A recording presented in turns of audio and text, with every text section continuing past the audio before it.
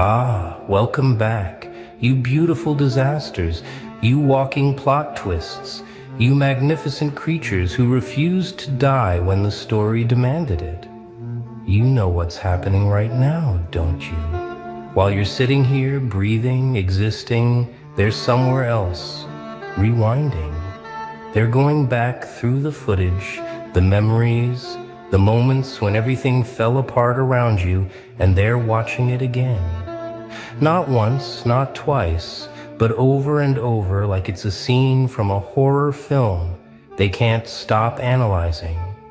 They're trying to figure out how you didn't scream, how you didn't shatter, how you stood there with everything crumbling and somehow stumble. They're studying that moment like investigators at a crime scene, except the crime was their expectation of your collapse. And you became the unsolved mystery that keeps them up at night. See, they had it all planned out, didn't they? They knew exactly how this was supposed to go. You were supposed to break, supposed to beg, supposed to fall apart so publicly, so dramatically that they could all gather around and say, see, we knew they couldn't handle it. We knew they were weak. They had their lines rehearsed, their sympathy performances ready. Their eye tried to warn them, speeches prepared. But then you did something they never calculated into their little equation. You took the hit. You absorbed the impact that was designed to destroy you. And instead of shattering into 1,000 pieces they could sweep up and forget, you just stood there. You didn't flinch the way they needed you to. You didn't break the way their script required. And that's when their comfort turned into confusion. And their confusion twisted into something they'll never admit out loud, fear. Now they're going back, replaying it frame by frame, trying to understand what they missed. How did they do that? What did we not see? Where was the breaking point supposed to be? They're analyzing your face, your words, your silence, searching for cracks that never appeared, looking for the moment you were supposed to collapse that never came. They thought they were watching a tragedy unfold, but halfway through they realized they were actually witnessing something else entirely. They weren't watching your end, they were watching your evolution, and that realization hit them like cold water in the dark. Because now they understand they weren't the directors of your downfall. They were extras in your origin story, background characters in the scene where the real you was born. Let me tell you what's really happening in those replays. They're not just watching the past, they're trying to protect their future. Because if you survived that, if you walked through that fire and came out not burned but forged, then what else are you capable of? What other predictions about you were wrong? What other boxes they tried to trap you in are you going to shatter next? Every time they watch it again, they're not gaining clarity. They're losing certainty about everything they thought they knew. They believed you were one thing, soft, manageable, predictable, and in a single moment, you revealed you were something completely other. They thought they were pressing play on your destruction, but what they actually witnessed was your resurrection. And that's the kind of plot twist that haunts people long after the credits roll. You want to know the sickest part? Some of them are watching it with admiration now, disguised as analysis. I always knew they were strong. I always saw something special in them. No, they didn't. They saw what they wanted to see, which was someone they could break, someone whose pain they could use to feel better about their own weakness. But now that you've proven unbreakable, now that you've demonstrated a level of strength they can't comprehend, they're scrambling to rewrite their own role in your story. They want to be remembered as supporters when they were actually spectators hoping for a crash. They want credit for your strength when all they contributed was the weight you had to carry. But you remember, don't you? You remember who was there and who was watching, who held your hand and who held their breath waiting for you to fall. Here's what they're seeing now when they rewatch that moment. A person who processed pain differently than they do. Someone who swallowed suffering and transmuted it into something else entirely. Someone who took what was meant to be poison and somehow, impossibly, turned it into fuel. They're seeing someone who doesn't operate on their frequency, who doesn't break down according to their timeline, who doesn't need their permission to heal or their validation to rise. They're watching someone who made suffering look like a choice rather than a curse, who carried weight like it was always meant to be there, who transformed trauma into armor so seamlessly they missed the exact moment it happened. And that's what makes it a horror movie for them, because horror isn't about the monster. It's about realizing you never understood what you were dealing with until it was too late. They thought they knew your limits because they measured you against their own. They thought your breaking point would match theirs, that your capacity for pain had a ceiling they could calculate. But you shattered their metrics. You exceeded their understanding of human endurance. You took hits that would have hospitalized their spirit, and you didn't just survive them, you metabolized them. You used them as raw material to build something they can't even name. Now when they look at you, they don't see the person they knew, they see the consequence of their own miscalculation. They see evidence that some people aren't made to break, they're made to evolve through breaking. And that evolution, that transformation from what they expected to what you became, that's the horror that plays on repeat in their mind. Every time they press rewind, they're hoping to find the moment where it makes sense. The frame where your reaction becomes predictable. The second where you fit back into the box they built for you in their understanding. But it never comes. Instead, they watch you do the impossible again, handle the unbearable again, survive the unsurvivable again. And each replay drives home the same inescapable truth. They never knew you at all. What they knew was their projection, their assumption, their comfortable little fiction about who you were. The real you, the one who stood in that fire and didn't burn, that person was always a stranger to them. And now that stranger is the only version of you that exists. And they can't unsee it, can't unknow it, can't go back to the safety of their previous ignorance. Let's dig into what they're really analyzing in those replays. Because it's not just the moment itself, it's everything that came after. They're watching how you moved the next day, how you spoke the next week, how you existed in the months that followed, searching for signs of the damage they were certain had to be there. They're looking for the limp, the hesitation, the trauma responses they've seen in others, but you're not showing them what they need to see. You're not performing the role of the wounded for their comfort. You're not giving them the satisfaction of visible scars they can point to and say, see, it did hurt them. And that absence of their expected outcome, that's what's driving them into obsessive rewatching. Because humans need patterns. They need predictability. And you broke the pattern so completely you've become the glitch they can't stop trying to decode. They're examining your words from that period, dissecting every sentence for hidden pain, for coded cries for help, for anything that validates their belief that you must have been suffering the way they would have suffered. But your words don't crack under their analysis. Your sentences don't reveal the weakness they're hunting for. Instead, they find clarity where they expected chaos, strength where they anticipated fragility, evolution where they predicted regression. They're reading your silence like it's a language they should understand, but it's written in a dialect of resilience they've never learned to speak. Your quiet wasn't weakness, it was focus. Your distance wasn't running, it was strategy. Your absence wasn't breakdown, it was breakthrough. But they can't accept that, so they keep replaying, keep searching, keep hoping the next viewing will reveal the truth they need. That you're human like them, breakable like them, limited like them. Here's what makes this a horror movie specifically, and not just a drama. The monster isn't visible. In their replay, they can't point to the moment where you became what you are now. They can't identify the transformation scene, the bite, the ritual, the origin. You were human, then you were something else. And the transition happened in a space they can't access, can't understand, can't replicate. That unknowability, that's the source of their fear. They're watching a metamorphosis with missing frames, a becoming without a visible process. And in that gap between what you were and what you are lives every nightmare they have about their own limitations. Because if you could change that fundamentally, that quickly, that completely, then everything they believe about fixed human nature is wrong. And they have to confront the possibility that they're not stuck the way they are. Because that's how humans work. They're stuck because they've never been pushed hard enough or chosen to push themselves past the point where transformation lies.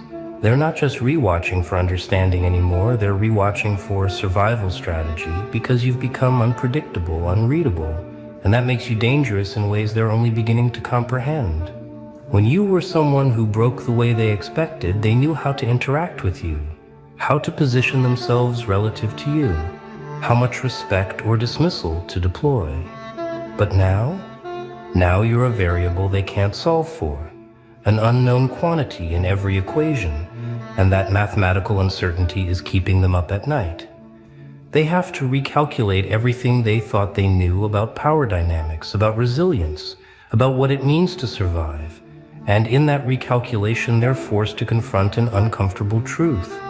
You're not playing the same game they are, you never were, and they were so busy assuming you were playing that they missed the moment you changed the entire board. Watch what happens next, because this is where it gets truly cinematic.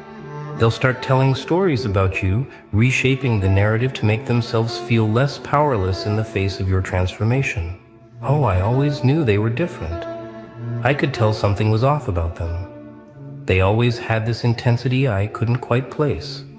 They're retroactively inserting themselves into your story as knowing observers rather than shocked witnesses, trying to reclaim some sense of foresight they absolutely did not have. But you were there. You remember the real story. You remember when they treated you like background noise, when they dismissed your depth as drama, when they mistook your complexity for complication. Now they're rewriting history because the present is too uncomfortable. Because admitting they completely misjudged you means admitting they might be misjudging themselves and everyone around them. And that level of uncertainty is too much for their fragile sense of reality to handle. Well, let me tell you what's happening in their bodies when they watch these replays, because this isn't just intellectual, it's visceral. There's a physical response happening, a tightening in the chest, a flutter of anxiety, a primal recognition that they're watching something outside their understanding of human limits. It's the same feeling people get watching horror movies, that delicious terror of witnessing something that shouldn't exist according to the rules they know. But this isn't fiction. This is footage of reality, documentation of an actual person actually surviving what shouldn't be survivable, and that makes it more disturbing than any scripted scene could ever be. They're experiencing cognitive dissonance at a biological level, their brain trying to reconcile their model of how humans work with the evidence of you not working that way at all. And that dissonance creates a kind of psychological vertigo that keeps pulling them back to watch again, hoping repetition will bring clarity. But it never does. You know what they're really afraid of. They're afraid they're going to need that same strength someday and not have it. They're watching you like a test they might have to take, studying your performance like it's a preview of their own potential breaking point. And they're terrified they won't measure up.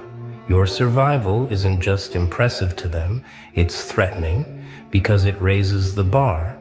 It changes the standard, it redefines what's possible, and therefore what's expected.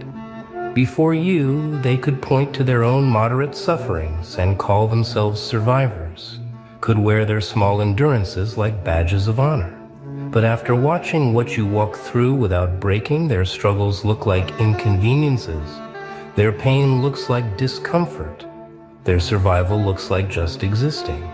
You didn't just survive for yourself, you accidentally created a new baseline for strength, and now everyone who witnesses it has to measure themselves against it, and most of them are coming up short, and they hate you for that even as they can't stop watching.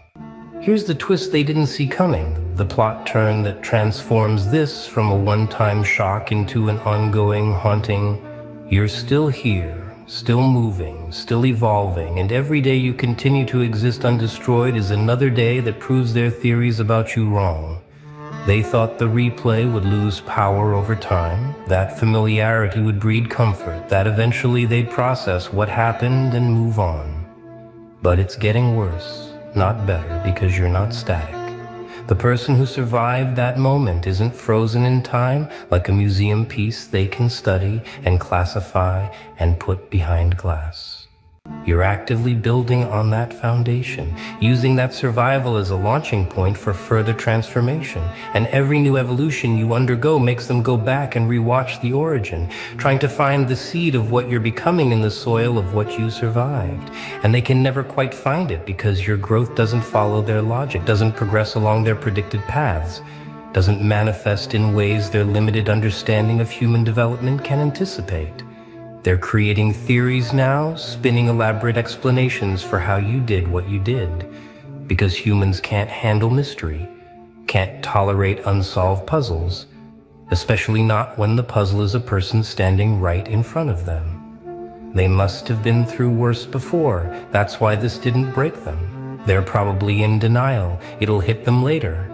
They're just really good at hiding the damage. Every theory is an attempt to restore order to their chaos, to make you fit back into their framework of understanding, to return you to the category of comprehensible human. But their theories don't stick, because you keep contradicting them with your continued existence, your ongoing strength, your refusal to delayed collapse according to their timeline. You're not in denial, you're in acceptance. You're not hiding damage, you're integrating experience. You're not pretending to be okay. You're actually transforming in real time. And that real transformation, that genuine alchemy of suffering into strength, that's the phenomenon they can't theory their way around. Let's talk about what this rewatching is costing them. Because there's a price for this obsession, a toll for constantly replaying your finest hour while they're still trying to survive their ordinary days. Every time they watch you handle that moment, they're reminded of how they would have handled it. And the comparison isn't flattering. They're confronting their own limitations through the mirror of your capacity, measuring their depth against yours and finding themselves shallow, testing their resilience against yours and discovering themselves brittle. This isn't just observation, it's involuntary self-evaluation, and they're failing the test they're administering to themselves. The horror movie they're watching isn't really about you anymore. It's about them, about the terrifying gap between who they are and who they need to be to survive what you survived. And that gap is widening every time they press play, because you keep proving it wasn't a fluke, wasn't adrenaline, wasn't denial. It was genuinely you, genuinely capable, genuinely built different. They're developing symptoms now, physical manifestations of their inability to process what they witnessed. Some of them get angry, suddenly irritable and aggressive, because anger is easier than awe, easier than admitting someone exceeded their understanding. Some go quiet, withdrawn, because they're lost in the replay, trapped in the loop of trying to understand, sacrificing present moments to decode past ones. Some become obsessed with you specifically, checking your profiles, monitoring your moves, looking for the crack they know must be there, must be coming, must reveal itself eventually because their worldview depends on it. And some, a dangerous few, decide the problem isn't their understanding but your existence. And they start trying to create new breaking points, new tests, new pressures to see if they can succeed where the first challenge failed, not realizing they're not testing you anymore. They're testing themselves, and every failed attempt to break you is another data point proving what they don't want to accept. You're not breakable, not by them, not by anyone. You feel it, don't you? That strange energy of being watched even when you're alone. That sensation of eyes on you even through closed doors and digital distances. That's real. That's them in their private moments, pulling up the memory again, hitting replay on the footage in their mind, trying one more time to solve the equation of you. They're not watching out of love or concern or even curiosity anymore. They're watching out of necessity, because you've become the standard against which they measure everything else. Would I have survived that? Becomes their internal question before every challenge. And the answer, the honest answer they can't voice, is almost always no. You've become their benchmark, their impossible standard, their measure of strength they can't reach but can't stop measuring themselves against. And that makes you more than a person to them now. You're a concept, an idea, a possibility that both inspires and terrorizes them. Here's what they don't understand about that moment they keep rewatching. It wasn't magic, wasn't luck, wasn't some gift you were born with that they weren't. What they witnessed was the culmination of 10,000 smaller moments they never saw, never valued, never recognized as training. Every time you swallowed your pain in silence, you were building capacity. Every time you chose to keep moving when stopping would have been easier, you were constructing endurance. Every time you processed trauma alone in the dark, instead of performing breakdown for an audience, you were forging the armor they saw in that moment. The strength they're rewinding and replaying wasn't spontaneous. It was architected, built brick by brick in moments they weren't watching, weren't caring about, weren't present for. They want to understand the moment without understanding the making, want to comprehend the performance without studying the preparation. And that's why they'll never crack the code, never solve the mystery, never stop rewatching in confusion. They thought strength was loud, thought it announced itself, thought it came with visible muscles and aggressive postures and constant demonstrations of power. That's why they missed yours completely until it was too late.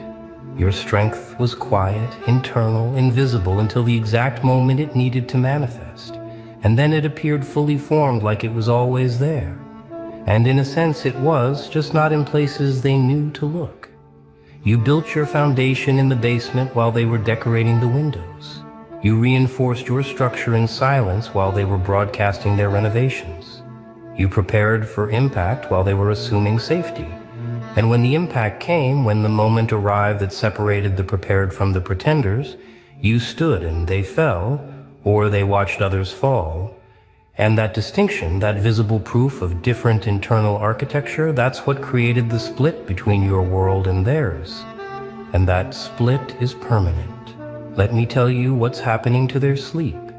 Because this obsession doesn't respect business hours, doesn't clock out at 5, doesn't take weekends off. They're waking up at 3 in the morning with your face in their mind, replaying the scene again, analyzing the moment again, trying again to find what they missed. They're having dreams, where they're in your position, facing what you faced. Except in the dream they handle it differently. They break, they scream, they shatter, and they wake up grateful. It was just a dream, but also disturbed, because the dream revealed what they already knew. They wouldn't have made it, couldn't have handled it, aren't built the way you're built. Their subconscious is processing what their conscious mind refuses to accept, working through the implications of your survival in the space where they can't lie to themselves, can't pretend, can't maintain the comfortable fictions they wear during daylight hours.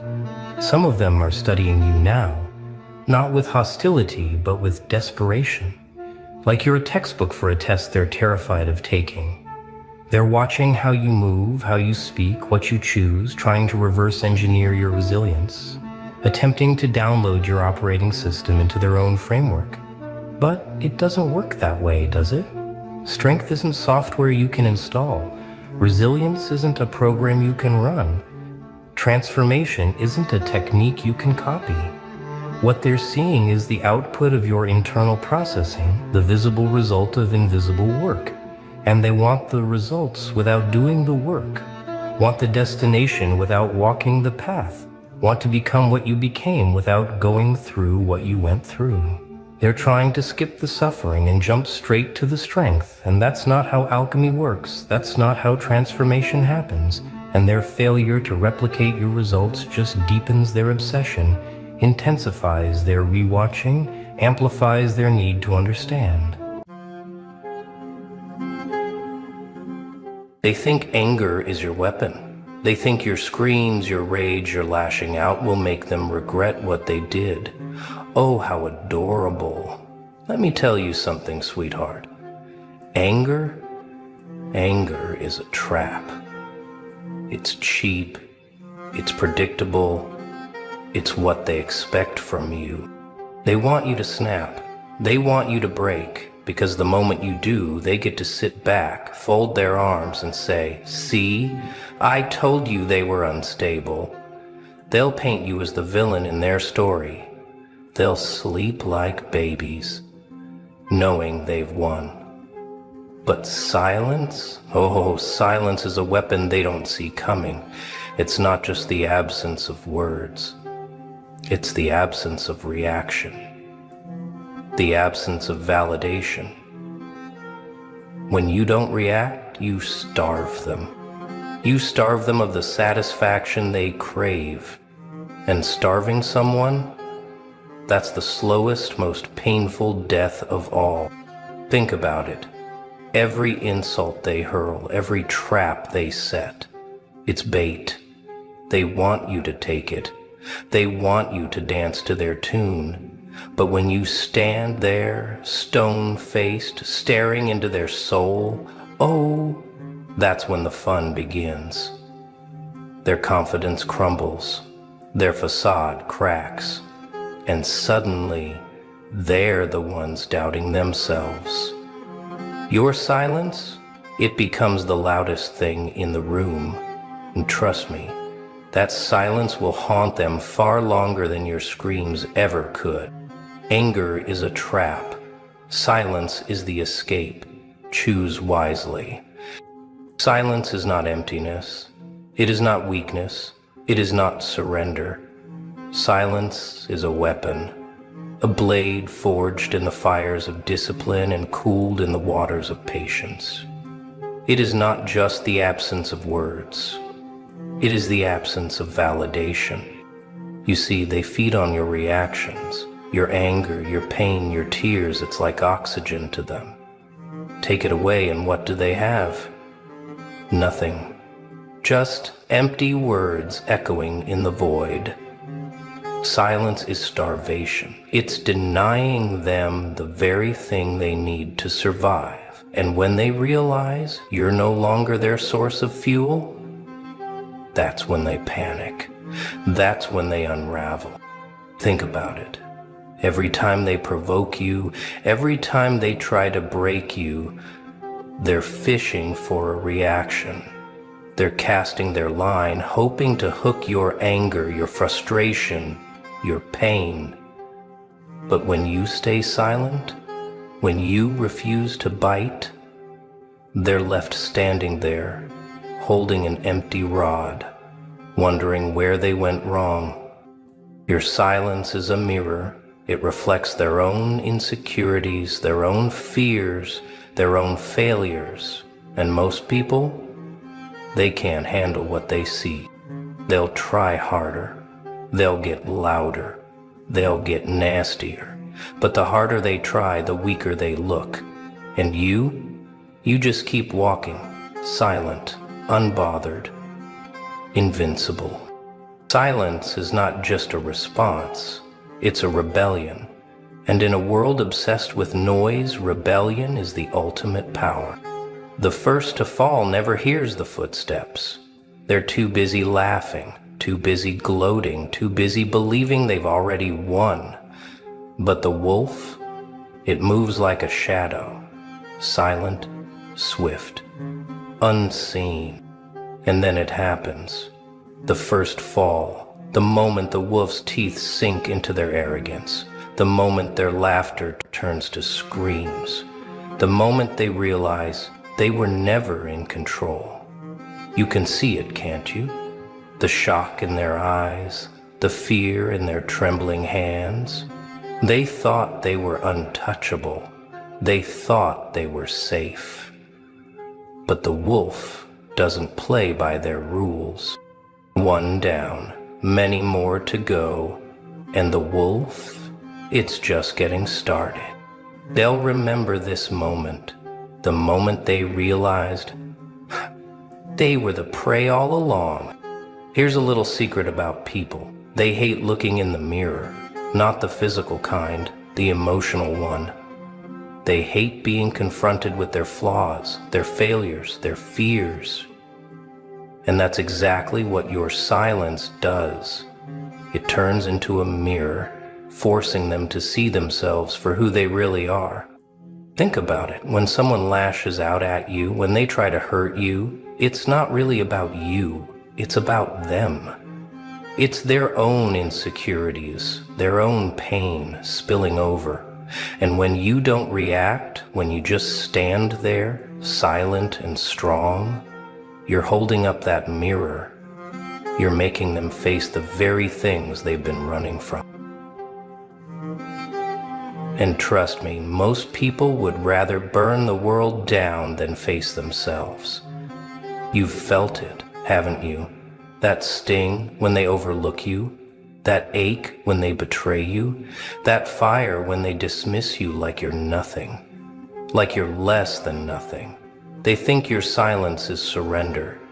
They think your calm is cowardice, but they're wrong, so wrong. The wolf doesn't howl to prove itself. It doesn't bare its teeth to show its strength. It waits. It watches. It learns. And when the time comes, they laughed at the wolf, but the wolf wasn't laughing. It was waiting. And now they're the punchline. Weakness? No. That's their game, and the wolf doesn't play games. It wins them. Picture this, a fortress, tall, impenetrable, surrounded by walls so thick nothing can break through. That's what your silence is. It's a fortress.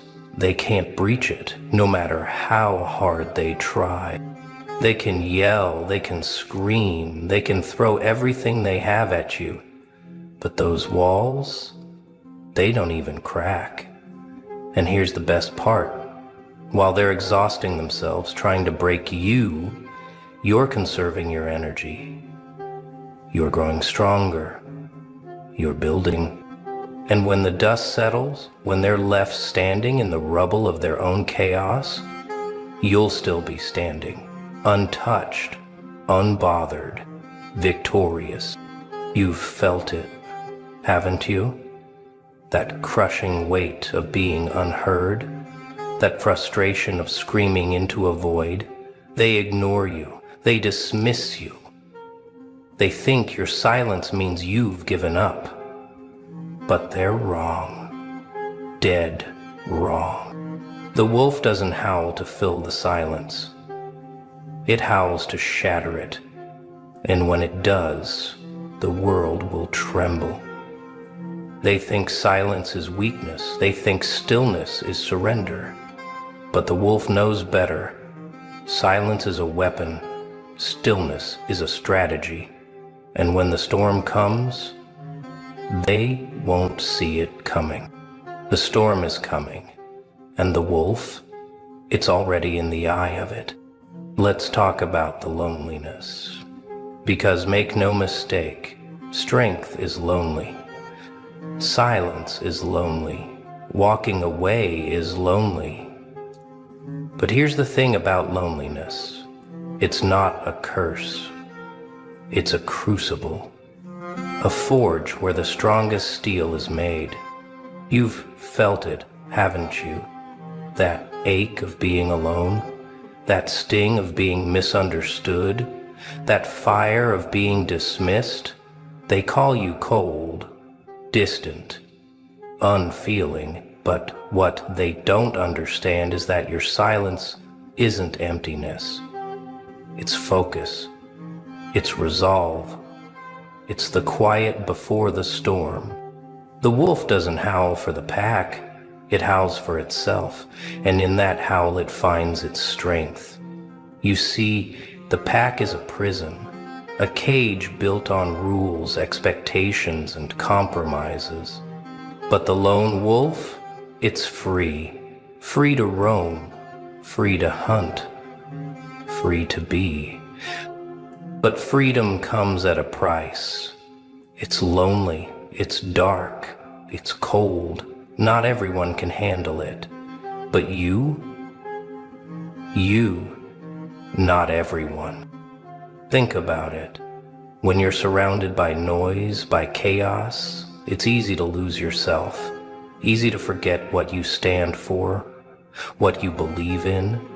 But in the silence, there's no hiding, no distractions, just you, raw and unfiltered. And that's where the real growth happens. It's not easy, it's not pretty, but it's necessary, because the strongest people, the ones who change the world, they're the ones who face themselves in the silence. They're the ones who embraced the loneliness and came out stronger on the other side. You've felt it, haven't you? That moment when you bite your tongue, when you swallow your rage, when you refuse to give them what they want. It's not easy, it's not natural, but it's powerful. Silence is starvation. It's denying them the very thing they need to survive. And when they realize you're no longer their source of fuel, that's when they panic. That's when they unravel. They'll try harder, they'll get louder, they'll get nastier, but the harder they try, the weaker they look. And you just keep walking, silent, unbothered, invincible. Let me tell you something about the people who try to tear you down. They're terrified of you. Oh, they won't admit it. They'll call you names, mock you, try to make you feel small. But deep down, they're scared. Scared of your potential, scared of your strength, scared of the fact that you don't need them. That's why they lash out. That's why they try to control you, manipulate you, break you. Because if they can't bring you down, they have to face the truth. And that truth, it's that they're the weak one. Your silence forces them to confront that truth. Every time you don't react, every time you don't give them what they want, you're reminding them of their own weakness. And that's the kind of pain that sticks, the kind of pain they can't escape. You've felt it, haven't you? That moment when you bite your tongue, when you swallow your rage, when you refuse to give them what they want. It's not easy, it's not natural, but it's powerful. Silence is starvation. It's denying them the very thing they need to survive. And when they realize you're no longer their source of fuel, that's when they panic. That's when they unravel. They'll try harder, they'll get louder, they'll get nastier, but the harder they try, the weaker they look. And you just keep walking, silent, unbothered, invincible. One day people will look back at your life. They'll remember the things you said, the things you did, the impact you made, but most of all, they'll remember the way you made them feel. Your silence is part of that legacy.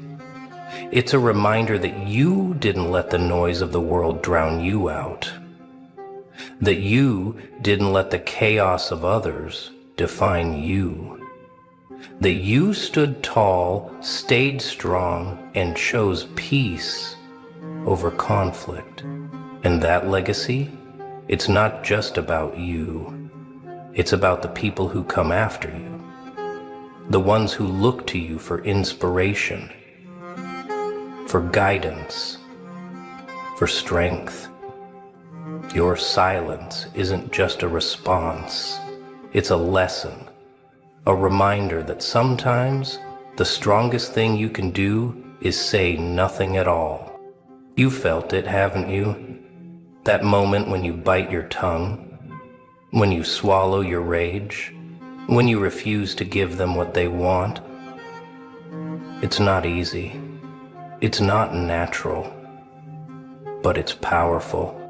Silence is starvation. It's denying them the very thing they need to survive. And when they realize you're no longer their source of fuel, That's when they panic. That's when they unravel. They'll try harder, they'll get louder, they'll get nastier, but the harder they try, the weaker they look. And you just keep walking. Silent, unbothered, invincible. The storm, not the one outside, the one inside, the one that rages in the quiet corners of your mind, the one that whispers doubts, fears, and insecurities, the one that screams for release. You've felt it, haven't you? That moment when the pressure builds, when the weight of their words, their actions, their chaos threatens to crush you. But here's the thing about storms. They don't last forever. The wolf knows this. It doesn't fear the storm. It doesn't run from it. It stands tall, silent, and unyielding. It lets the storm rage. It lets the winds howl. It lets the rain fall. And when the storm passes, the wolf is still standing. Your silence is your anchor in the storm. It's your way of saying, I will not break. I will not bend. I will not fall. It's your way of turning the storm into strength. They think silence is weakness. They think stillness is surrender. But the wolf knows better. Silence is a weapon. Stillness is a strategy. And when the storm comes, they won't see it coming. Be victory, not the kind they celebrate with cheers and applause, not the kind they measure in trophies and titles. No. Let's talk about the ultimate victory, the kind that doesn't need an audience, the kind that doesn't need validation, the kind that's written in silence. You've felt it, haven't you? That moment when you walk away, when you refuse to play their games, when you choose peace over conflict. That's the ultimate victory. They'll call it weakness, they'll call it surrender, but here's the truth. Walking away is the ultimate act of power. It's your way of saying, you're not worth my energy. It's your way of rising above the noise, the chaos, the drama. The wolf doesn't howl for approval. It howls because it can. And when it walks away, it's not running. It's rising. Your silence is your victory. It's your way of saying, I am not defined by your words. I am not confined by your expectations. I am free. And that freedom, that's the ultimate victory. Victory is not measured in battles won. It's measured in silence kept. And the wolf, it's already won.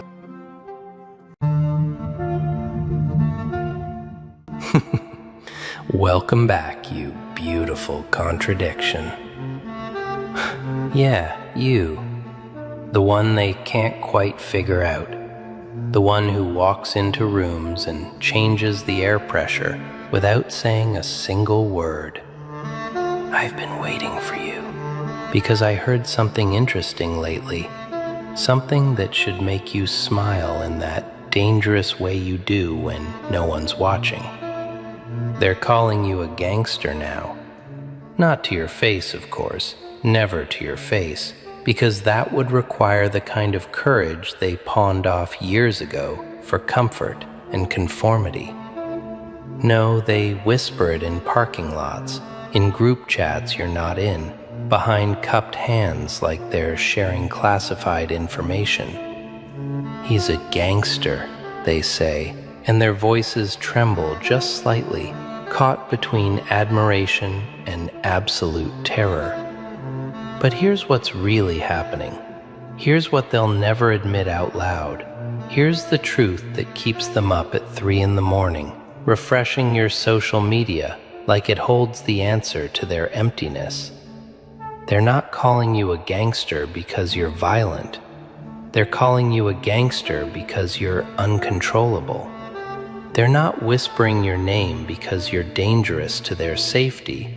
They're whispering because you're dangerous to their illusions. You're the living proof that their comfortable little lies about how the world works, about what's possible, about who deserves what. You're the proof that all of it is negotiable. And that terrifies them more than any weapon ever could. Let me tell you what really happened to you. And I don't mean the surface story. I mean the underground excavation of your soul that nobody witnessed except the walls of your room and the voice in your head that wouldn't let you quit. Somewhere between your innocence and your evolution, you died. Not physically, not even emotionally at first, but spiritually. You flatlined.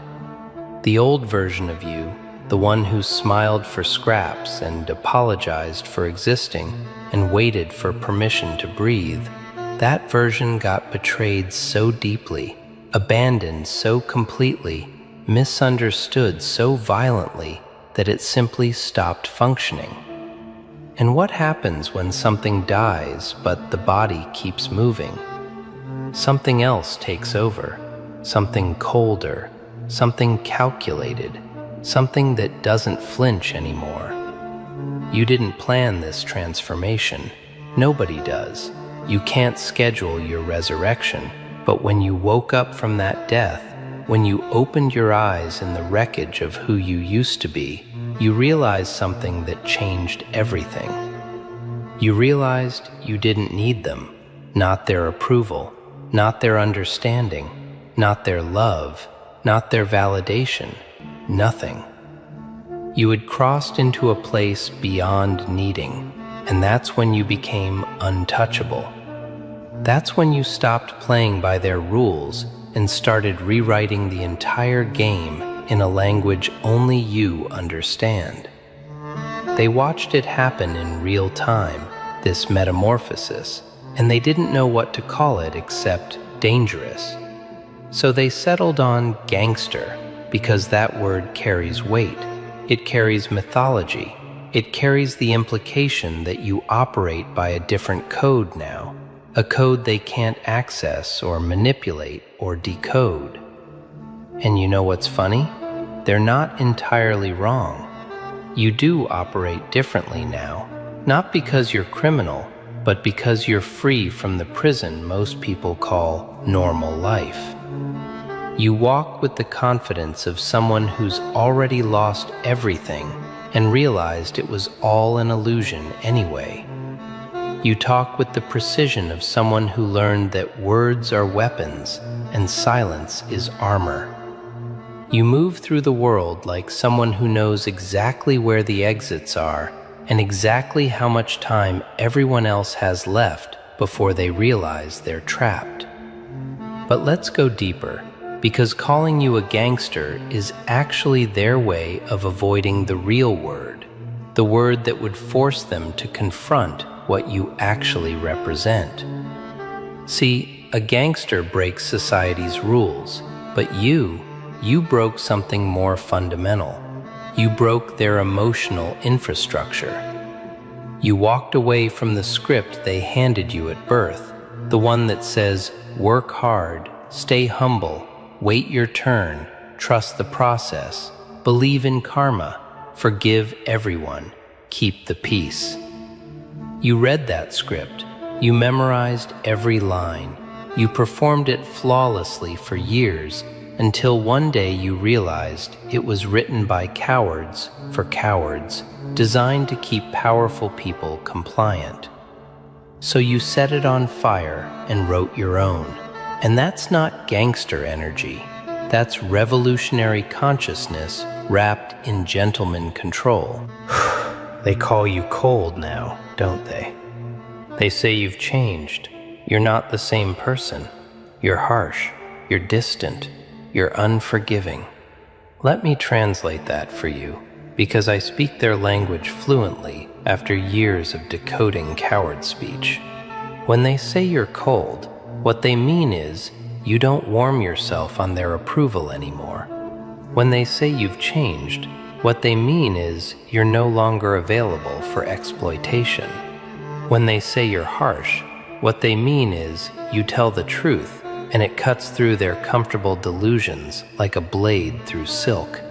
When they say you're distant, what they mean is you're out of reach now, beyond their manipulation radius, operating at a frequency they can't tune into without short-circuiting their entire worldview. You're not cold, you're clear. You're not changed, you're awake. You're not harsh, you're honest. You're not distant, you're protected. And that combination, that lethal cocktail of clarity, consciousness, honesty, and boundaries, that's what makes you look like a gangster to people who've spent their entire lives playing it safe, coloring inside the lines, apologizing for their existence. To them, anyone who refuses to shrink looks like a criminal, because in the empire of the average, excellence is treated like treason. In the kingdom of the comfortable, growth looks like violence. In the church of conformity, authenticity is the ultimate heresy. Let's talk about that walk. You know the one I'm talking about. The walk that makes people pause mid-conversation when you enter a room. It's not arrogance, though they'll call it that because they need to dismiss what they can't embody. It's not aggression, though they'll claim you're hostile because they mistake boundaries for barbed wire. It's certainty, pure, distilled, unshakable certainty in your bones about who you are and what you're not willing to tolerate anymore. You walk like someone who's died and come back with the cheat codes, like someone who's seen behind the curtain and can't unsee the machinery.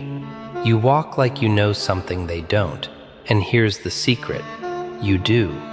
You know that most of life is theater, elaborate performance art where everyone's pretending to be busy, pretending to be happy, pretending to be fulfilled, pretending to matter.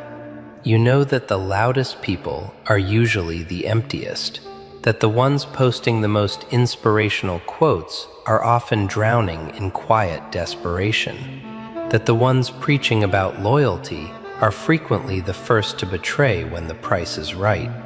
You've seen through the masks, you've cataloged the patterns, you've studied human behavior like it's a language, and now you're fluent. And fluency gives you power they can't comprehend. You can predict their moves before they make them, read their intentions before they speak them, see their betrayals before they commit them. That's what makes you dangerous. Not violence, not anger, not aggression, but awareness. You're hyper-aware in a world that profits from keeping people distracted and delusional and dependent. You're clear-headed in a society that medicates consciousness and celebrates numbness. You're awake in a culture that treats sleep like a virtue and calls dreamers dangerous. They sense this awareness radiating from you like heat from asphalt in summer, and it makes them nervous because aware people can't be controlled, can't be manipulated, can't be gaslit into doubting their own perception. Aware people are threats to systems built on lies. So they need to label you something dismissible, something that lets them write you off without examining why you affect them so deeply. Gangster works perfectly for this purpose because it implies you're the problem, you're the deviant, you're the one who strayed from the path of righteousness, when really you're the only one who stopped pretending the path was leading anywhere worth going. They need you to be the villain in their story, because if you're not the villain, if you're actually the hero who escaped, then that means they're still trapped. And that realization would destroy the careful architecture of denial they've constructed around their mediocrity. But here's what they don't understand about the energy you carry now. This so-called gangster energy that makes them nervous and intrigued in equal measure. It's not about intimidation, it's about immunity.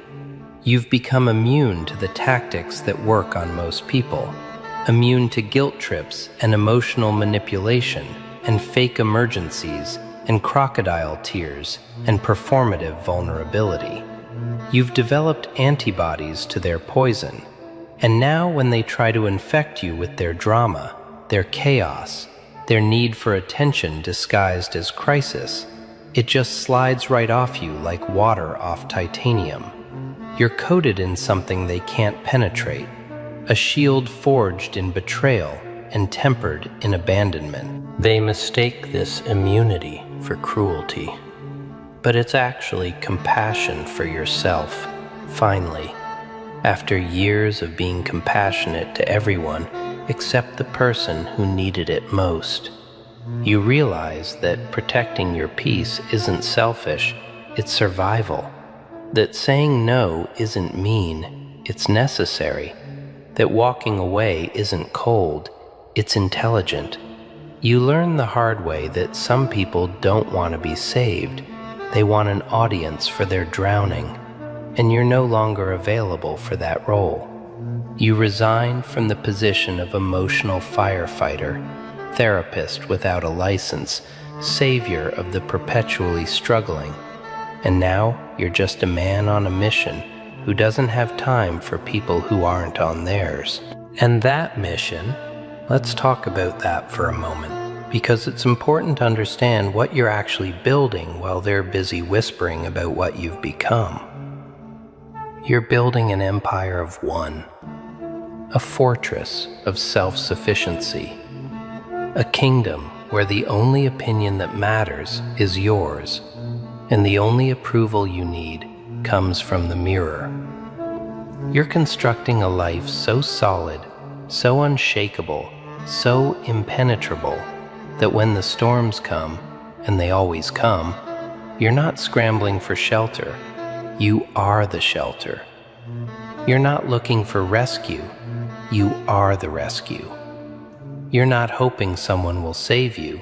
You're becoming someone who doesn't need saving. This is what gangster energy actually is, in its purest form. It's self-reliance taken to its logical conclusion. It's the understanding that you are your own cavalry, your own backup, your own plan B, your own emergency contact. It's the bone-deep knowing that if everything falls apart tomorrow, if everyone walks away, if every door closes, if every bridge burns, you'll be fine, because you've already survived worse with less. You've already been abandoned by people you thought would stay forever, betrayed by people you trusted completely, dismissed by people whose opinions you valued, and you're still here, still standing, still building, still becoming. They sense this self-sufficiency emanating from you, and it unnerves them, because most people are dependent on something, someone, some external validation to feel okay about themselves. They need the likes, the comments, the approval, the attention, the admiration, the envy. They need to know they're winning the comparison game. They need constant reassurance that they matter. But you've severed those dependencies. You've cut those invisible strings that keep most people dancing like puppets. And now you move through the world with the freedom of someone who genuinely doesn't care what anyone thinks. And that's terrifying to people who've built their entire identity around managing perception. Let me tell you something they'll never say out loud, but it's written in their eyes every time they look at you, every time they see you moving through your life with that calm, collected, unbothered energy. They're jealous, not of your possessions or your status or your achievements, though they might claim that's what it is, but of your freedom, your mental liberation, your ability to exist without their approval or validation or acknowledgement. They're jealous that you escaped the matrix they're still plugged into, that you found the exit door they can't even see, that you're playing a completely different game while they're still fighting for scraps in the old one. But here's where it gets interesting. Here's where the gentleman part of the equation comes into play, because you're not running around bragging about this transformation. You're not posting manifestos or giving speeches or trying to wake people up who want to stay asleep. You're moving in silence. You're operating with discretion. You're building your empire quietly while they're busy making noise about nothing. You understand something most people never learn, that real power doesn't announce itself. It doesn't need to. It just is. Real power makes people straighten their posture when you walk in, makes conversations pause, makes energy shift, without you doing anything except existing at a higher frequency. This is the gentleman control they can't figure out. This is the calculated calmness that makes them think you're planning something sinister, when really you're just conserving energy by refusing to react to every provocation, refusing to engage with every drama, refusing to explain yourself to people who aren't invested in understanding. You've mastered the art of selective engagement. You've learned to save your energy for things and people that actually matter. And to everyone else, you're just a polite smile and a firm boundary, courteous but unavailable, respectful but unreachable. They can't bait you into arguments, can't trigger you into reactions, can't manipulate you into situations you don't want to be in. And this control, this emotional regulation, this ability to stay calm while everyone else is spiraling, this makes you look dangerous, because people equate emotional volatility with authenticity. They think if you're not reacting, you're not feeling. If you're not exploding, you're not real. If you're not messy, you're not human. They don't understand that you've simply evolved past the need to perform your emotions for an audience, that you've learned to process things internally instead of projectile vomiting your feelings onto everyone around you. You've developed what very few people ever develop: mastery over yourself, your emotions, your reactions, your energy. They call this coldness, but it's actually warmth. Warmth reserved for people who've earned it. Warmth protected by walls that keep out the energy vampires and the emotional terrorists and the chronic takers who mistake your kindness for weakness. You're not cold to everyone. You're just no longer warm to people who historically use your warmth to burn you. You're not closed off to the world. You're just incredibly selective about who gets access to your inner world, because you've learned that not everyone deserves a backstage pass to your soul, that some people need to stay in the audience section where they belong. This selectivity, this discretion, this is part of what makes you look like a gangster. Because gangsters have codes, they have circles of trust. They operate in hierarchies where not everyone has the same access, and you've adopted that structure not out of paranoia, but out of wisdom earned through painful experience. You know now that proximity isn't intimacy, that longevity isn't loyalty, that familiarity isn't friendship. You've learned to distinguish between people who are in your life and people who are on your side, between people who watch you and people who've got your back, between people who know you and people who understand you. So you've built rings of access around yourself, concentric circles of trust, where the outer rings get small talk and surface-level interaction, while the inner rings, those sacred spaces closest to your core, those are reserved for the few who've proven themselves through action, not words, through consistency, not grand gestures, through presence during the dark times, not just the celebrations.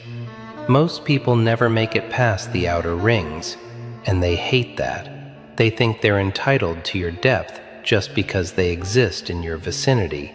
They think longevity grants them automatic access, when really all it grants them is the opportunity to prove themselves, and most fail that test spectacularly.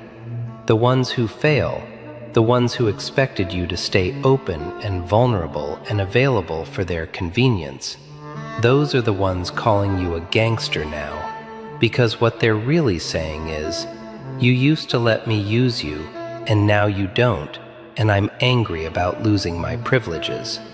They're mad that you closed the All-Access Pass program, that you installed security systems where there used to be open doors, that you started charging for what you used to give away for free, not money, but energy, attention, time, care.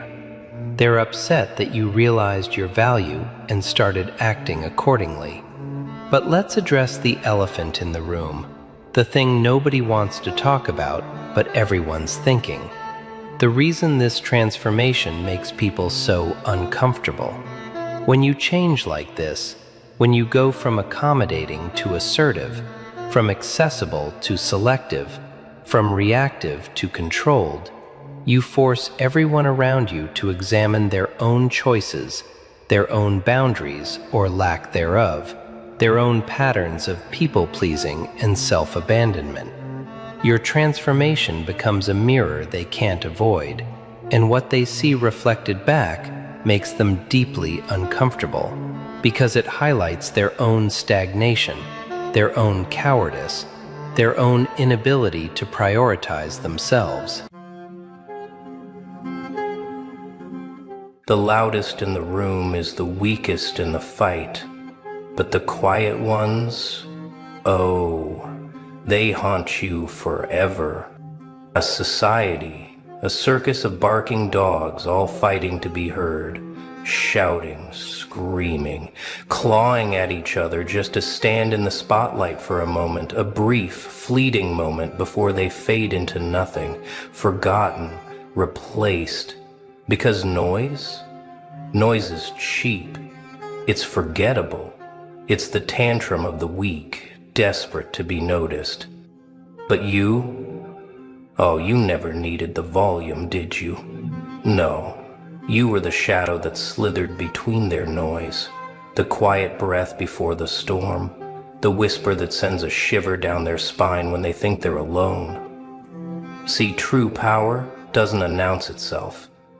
It doesn't need a grand entrance. It just is. It lingers, unseen, unheard, until it's too late. And that's what terrifies them, isn't it? That you don't fight for attention, yet they can't stop thinking about you. Your presence seeps into their bones, festers in their minds like an unshakable echo. They don't understand it. They don't know why, but it eats at them, haunts them, and that is real power. Because when the noise dies down, when the shouting stops, when all their frantic, desperate words fade into silence, only one thing remains: your name. Ghosts don't knock before they enter, they just appear. Oh, how they dismissed you. How they laughed, shrugged, turned their backs like you were nothing more than a flicker in the dark, a passing shadow. They never thought twice about you, never considered you a threat. You weren't loud, you weren't boastful, you didn't beg for a seat at their table, and that was their mistake. Because while they wasted their breath spilling empty words and hollow promises, you were watching, studying, smiling in silence. Every insult, every smirk, every moment they overlooked you, oh, you remembered. You let them build their walls of arrogance, stacking brick after brick, convinced they were untouchable. But what they never realized was that you were already inside. And now they can't escape you. They feel you everywhere, in the whispers behind their backs, in the weight pressing on their chests when they try to sleep. You didn't announce yourself. You didn't ask for attention. You stole it. Like a thief in the night, you slipped into their minds, curled up in the corners they thought were safe. And now you own them. It's funny, isn't it? The way they act now. How their eyes dart when they hear your name. How their voices lower. How they pretend they don't see you, but oh, they do. They see you in their nightmares, in the spaces between their thoughts, in the reflection staring back at them when they realize they were wrong. They never saw you coming, but now they can't look away, and they never will.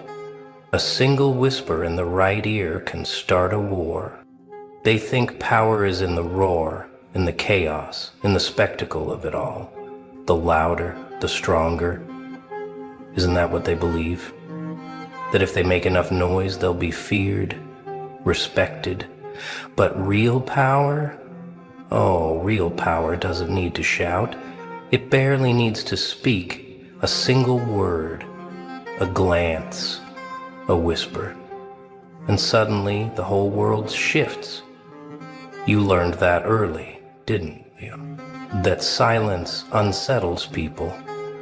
That control isn't about how loud you can be, but how little you need to be. You watched how the fools screamed to be heard while the real players sat in the shadows, making moves no one even noticed until it was too late. And you became the ghost in the room, the quiet force behind the curtain, the voice that slithered into their ears and stayed there. Because a whisper doesn't announce itself. It doesn't need to. It creeps in soft, insidious, wrapping around the mind like smoke. It plants seeds of doubt, of fear, of curiosity, and once it's there, it never leaves. A scream is forgotten in a storm of noise, but a whisper lingers. It festers. It echoes. And when they try to shake it, when they try to ignore it, it only grows louder in their heads. They never realized, did they? That while they were busy performing, chasing attention, drowning in their own noise, you were crafting something far deadlier. A reputation that didn't need to be yelled. A presence that didn't need to be forced. You let your actions do the screaming while your words barely made a sound. And that's why they can't forget you. Because the loud ones burn out. The world moves on. But the whisper lingers. It stains the air. And long after the noise dies down, your name is the only thing left in their heads. King who hides among the peasants is the deadliest of all. They never saw you as a threat, never took you seriously. To them you were just there, a passing face, a quiet presence, someone easily forgotten in the noise of their self-importance. But that was perfect. Let them laugh, let them turn their backs, let them believe they are safe. Because nothing is deadlier than the storm no one sees coming. See, the fools crave attention. They want to be the center of every room, the loudest in every conversation. They need to be noticed, and in doing so they expose every weakness, every crack in their armor. Meanwhile, you stayed silent, watching, smiling, letting them believe you were nothing more than a shadow in their world. But shadows don't stay shadows forever, do they? No. The moment always comes. That delicious moment when the underestimated becomes unstoppable. When the ignored one steps forward and the entire room goes quiet. They scramble to remember your name.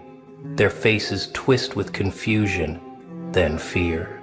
Because now they see you. And it's already too late. You played them like a game of chess, every move calculated, every step leading them closer to their own downfall. They were too busy enjoying the sound of their own voices to realize the board had shifted. Checkmate. And the one they never worried about, the one they overlooked, he was the king all along. It's almost funny, isn't it? The way they try to rewrite history now. Pretend they always knew you had potential, that they always respected you, but their eyes, oh, their eyes betray them. Behind the forced smiles, the fake congratulations, there's panic, regret, because they know, deep down, they should have seen it coming, but they didn't, and that's why they lost. They laughed at you once. Now, they stare in silence, wishing they had never turned their backs. Ah, the silence. It's deafening, isn't it? The same mouths that once spit doubt, that sneered at your ambitions, that whispered behind your back. Now they don't know what to say. Their voices are caught in their throats, strangled by the weight of regret. Oh, how the tables turn when the one they dismissed becomes the one they fear. They never thought twice about you. Just another face in the crowd. Just another dreamer they were so sure would never make it. And yet, look at them now. Their eyes tell the story. Their lips are too proud to admit. Regret. Pure, cold regret. They wish they had been kinder, wish they had listened, wish they had stood beside you when it actually mattered. But time is cruel, isn't it? It doesn't grant second chances. It doesn't let them undo their mistakes, erase the words they spat like venom, take back the nights they left you alone in the dark. No. Time is a ruthless thing, and it makes sure they feel every second of their failure. They can't go back. They can only watch as you rise higher, further, beyond their reach. And now they whisper your name like a ghost that haunts them. They see your success in every reflection, in every conversation that isn't about them. You've become a legend in their minds, a name they can't escape. They wonder, what if? What if they had believed in you? What if they had stood by your side instead of laughing from the shadows? But what ifs don't change the past. Oh, but the most poetic part? They don't hate you for your success. No, they hate themselves for not seeing it sooner, for not realizing what was right in front of them. And that burns more than any revenge you could have ever dreamed of. Because now, they have to live with it. Forever. The unknown is more terrifying than the truth. They want answers, need them, desperation dripping from their lips like a dying man begging for water. But you don't give them the satisfaction. No explanations, no justifications, just silence. Cold, calculated, suffocating. Because nothing unsettles the mind like not knowing. They replay your every move, searching for a pattern, a crack, a weakness, but there is none. You are chaos wrapped in control, a puzzle missing its final piece, and it eats at them, the not knowing, the uncertainty, the fear that maybe, just maybe, you're always 3 steps ahead, watching, waiting, ready to strike when they least expect it. Oh, how they obsess. They pick apart old conversations, dissect your past, whisper theories to each other in hushed tones. They think if they just dig deep enough, they'll figure you out. Fools. They don't realize the more they chase, the further away the truth gets. You've become their unsolvable riddle, their midnight thought that won't let them sleep. And that is your power. Not threats, not shouting, not revenge, just silence. A silence so heavy it crushes them, suffocates them, wraps around their throats like an invisible noose. Because the unknown isn't just frightening, it's torture. Let them wonder, let them obsess, let them spiral into madness trying to understand you. The truth? You don't owe them a damn thing. Imitation isn't flattery, it's surrender.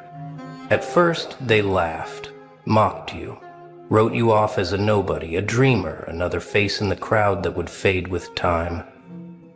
They had no idea, no clue what was brewing beneath your silence. They saw nothing, so they assumed there was nothing. But oh, they were wrong. Then the shift happened. The laughter stopped. The whispers started. They watched you, studied you, analyzed every step, every move, every calculated decision. They couldn't ignore you anymore. Not when your presence had become something undeniable. Not when your success became a storm too big to outrun. And now, they copy you. The same ones who said you'd never make it are suddenly walking in your footprints, as if by tracing your path they can claim it as their own. They take your words, your ideas, your essence, desperately trying to wear your skin like a cheap disguise. But here's the joke. A counterfeit will never carry the weight of the original. They think they can steal what makes you, you. But what they don't understand is that they're already too late. By the time they catch on to your last move, you are already making the next one. You are a shifting storm, never staying in one place long enough for them to grasp. They copy your past while you carve out your future. And that's the victory. Not in stopping them, not in confronting them. No, the real power is in knowing they have given up on being themselves. They have surrendered, bowed down to your influence. They wanted to be better than you, and yet, here they are, chasing your shadow. Let them copy, let them scramble to keep up. They will never understand that you are unrepeatable. You are not a trend, you are not a template, you are the blueprint. And they are just cheap forgeries waiting to fade. Funny, isn't it? The ones who mocked you now hesitate to say your name. Once they spoke your name with laughter, mockery, dismissal. They threw your name around like it was weightless, like it meant nothing. But time has a way of twisting things, doesn't it? Now, when they hear it, their voices drop, their eyes shift, their smiles tighten. They act like they don't care, but their silence screams. You never had to lay a finger on them. No revenge, no outbursts, no grand displays of fury. No need. Their own minds did the work for you. Regret is a slow poison, and they've been drinking it for years. Every time your name is mentioned, it hits like a whisper in the dark. Soft, but impossible to ignore. They try to pretend they don't remember. But memories have sharp edges, don't they? Your face flickers in their thoughts at night. Your success creeps into their conversations, and that's the irony. You never chased them, yet they can't escape you. You are the shadow in their rearview mirror, the ghost in the corner of their eye. And the best part, they fear you, but they don't even know why. You never threatened them, never lifted a hand. But fear isn't always loud. Sometimes it's a quiet dread. A realization that they backed the wrong horse, that they underestimated the wrong person, that you became something far beyond their reach. They hesitate before they speak now. They flinch at the sound of your name, and that hesitation, that's power. It means they still feel your presence, even when you're nowhere near. They still wonder if you're watching, if you know how the tables have turned. So let them drown in their own unease. Let them choke on the silence they once wished upon you. They thought you were nothing, and yet you echo in their heads forever. They don't have to love you, they just have to never forget you. Some chase applause, others chase fear. But you never chased anything. You walked your own path, and the world had no choice but to follow, whether they wanted to or not. They didn't always like you, no, but they felt you, and that's more powerful than their fleeting affection. Legends aren't built on approval.